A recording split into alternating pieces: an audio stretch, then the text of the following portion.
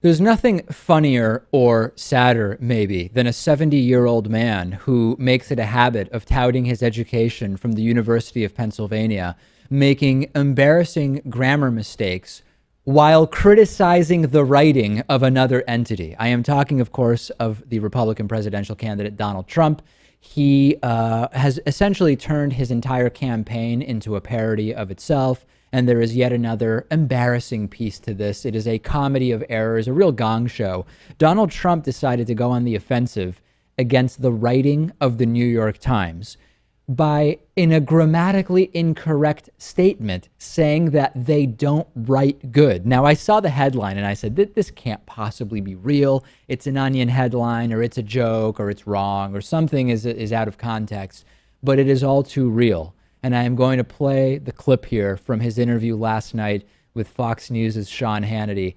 This is cringeworthy. I warn you. I would get the kids out of the room just so they don't even hear this bad grammar. You definitely don't want them exposed to this.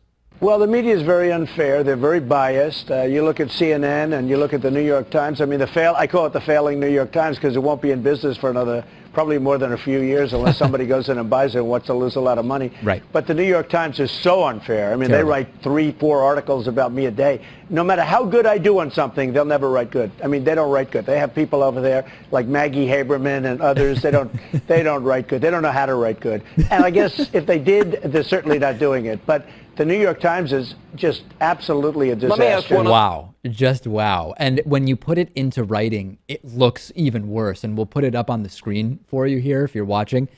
They don't write good.